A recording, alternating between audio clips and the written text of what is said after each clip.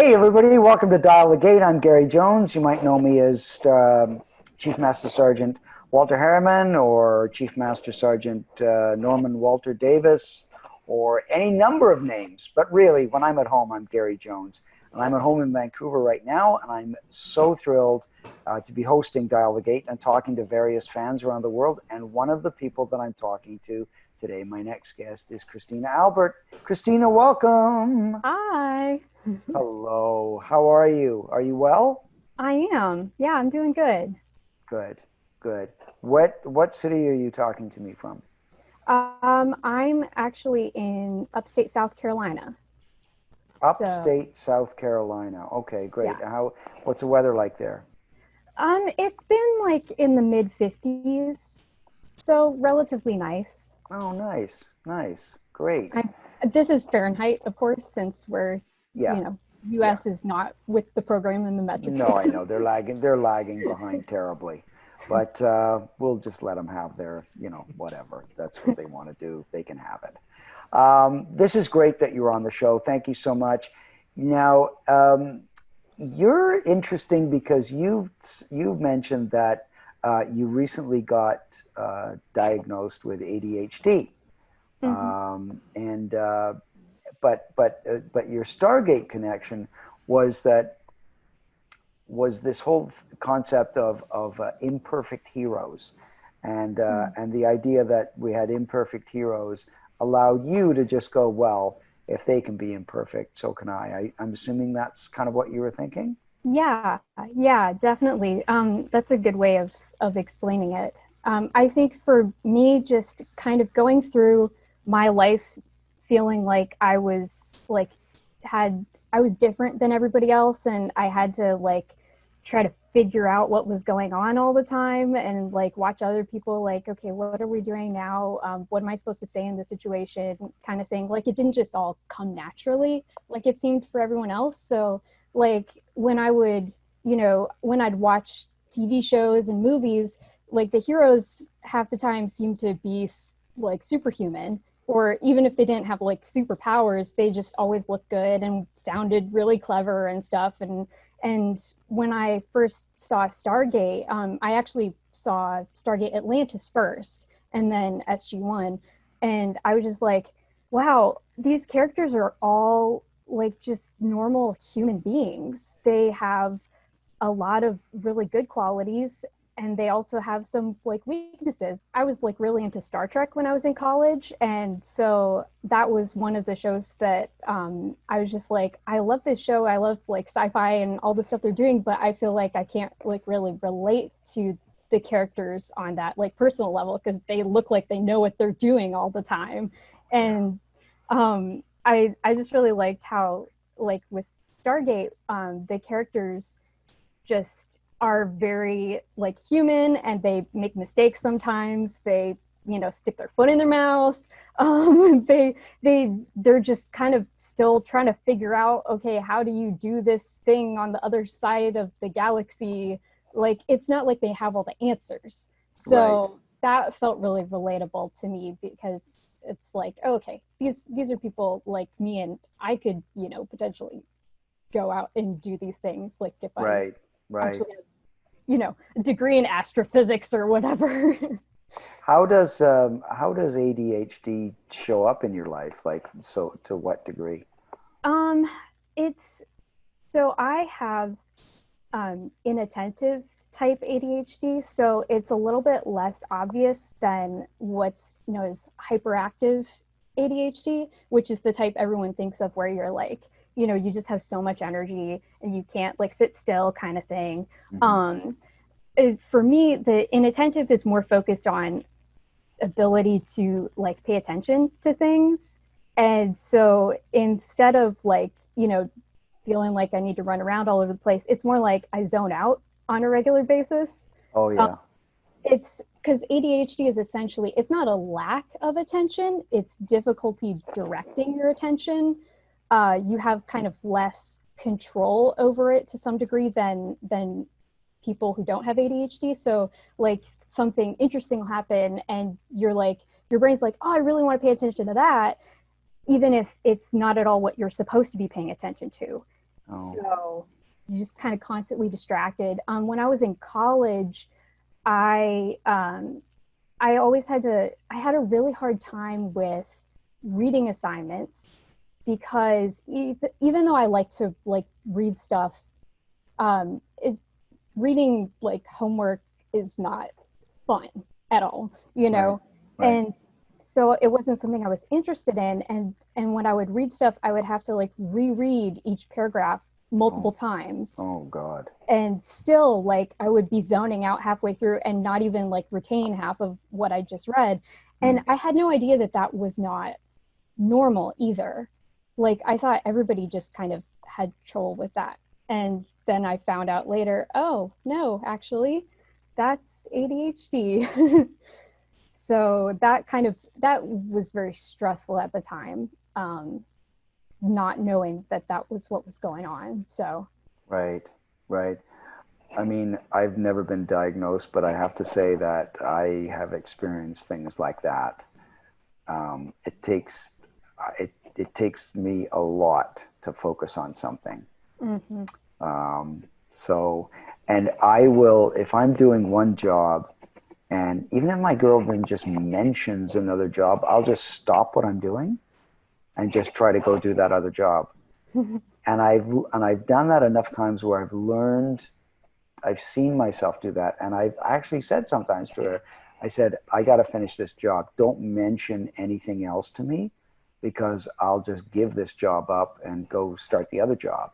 Mm-hmm. And then if I'm doing that other job and she mentions something else, I'll stop that job. So I don't know what that is or whether that's a form of it, but I certainly have experienced that. And I find it's not productive.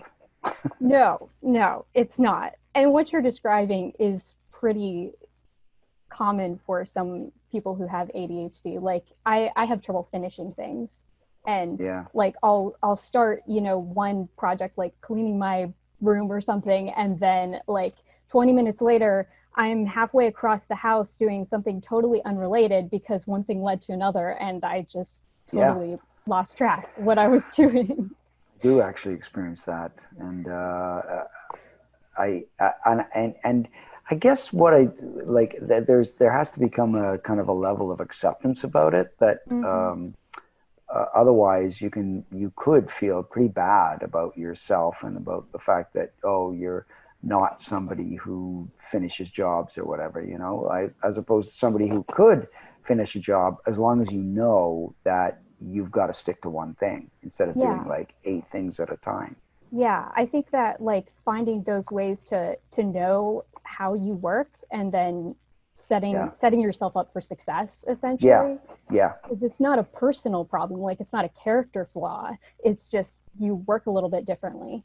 And if you know that, then you can, plan ahead and figure out, okay, this is the best way to approach it. It may not be how someone else I know approaches it, but this is what works for me. Right.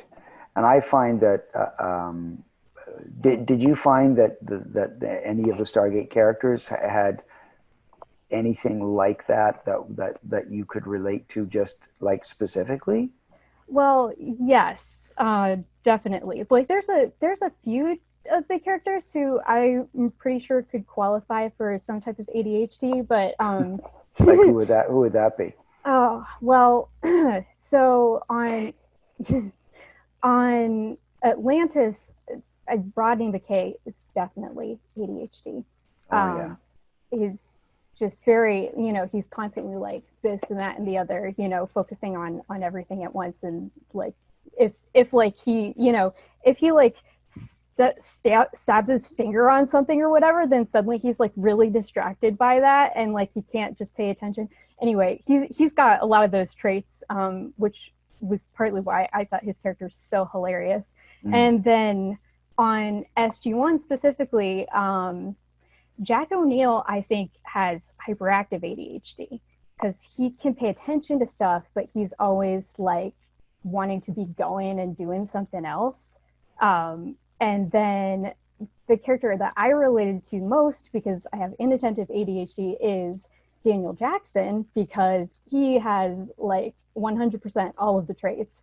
Even going back to the like the movie, the original Stargate movie. There's that one scene towards the beginning where he's like working on deciphering the cover stone, and it's like late at night, and he's like, you know, getting filling up a pot of coffee at the water fountain, and he's like zoning out and just like zoning out, and he sees the back of the guy's newspaper, and he's like, oh, that's a constellation. So he like suddenly, that's like his attention is suddenly all the way 100% zoned in, and he runs over and he grabs the back of the paper, and then he's like, oh, I'm sorry, can I borrow this? And then he's like, you know, rushing around and doing all that. That is like, that part just cracks me up, because that is so like ADHD vibes right there. Yeah, that's really that's interesting. It must be kind of cool to realize that a show has created characters that are so well drawn and complex that you can find yourself in some of them. Yeah, and that was kind of like when I started watching SG1, like I really connected with Daniel Jackson's character because of those similarities that I was continually noticing, like, oh, I do that, or like, oh no, I do that too, you know. And that kind of was interesting, because I'd never like seen the type of things that I do from that perspective. And like I was tending to focus on, like, when after finding out I had ADHD, I was just like, after a few months I was just really frustrated, because I realized, okay, so this is the way that my brain is wired. Like, it's permanent. It's not like I'm just gonna someday figure out how to be different and not have challenges in these areas. But I was like so like focused on all the negative stuff, and like, oh, this is making my life so hard. But like seeing a character who was doing all that same stuff, and like sometimes it was like a complicated thing, but like also seeing the strengths that come with having ADHD, and also being accepted by the other characters. Exactly. Like, it's not just, oh, you're so weird. I mean, there was of course a little bit of that with O'Neill all the time, teasing him, but you know, it's like, just because he's thinking on this totally like outside the box level all the time, like not like in a straight line like everybody else, he's drawing these connections between totally unrelated ideas, and like, well, hey, this is what makes sense, and maybe this will solve our problem, and like figuring stuff out that, you know, nobody else would think of. And that's kind of like, that's one of my favorite parts about having ADHD, honestly, is like being able to kind of see the world a little bit differently that way, and all of that. I know that that I've known people with dyslexia, and they consider it to be, they call it the gift of dyslexia. It's just a different way of seeing the world and having to approach the world. So they, rather than treat it as a handicap, they treat it as a gift, and I think that's awesome. Well, thanks so much for being on the show with us today. Thanks for having me, Kristina. It was lovely to talk to you and find out how you relate to the show, and find out a bit more about you personally. It's great. It's been really wonderful. I hope to talk to you again soon. Yeah, I hope so too. Thanks a lot. Bye-bye. Thanks. Bye. Hey, everybody. Thanks for watching this episode. Hey, do you want to share your Stargate story on air with me? Email the show at dialthegateshow@gmail.com. That's dialthegateshow@gmail.com. Tell us a little bit about how Stargate has helped you grow as a person or affected your life in a positive way. And I'll be recording more fan interviews in 2021, and you might be next. See you next time.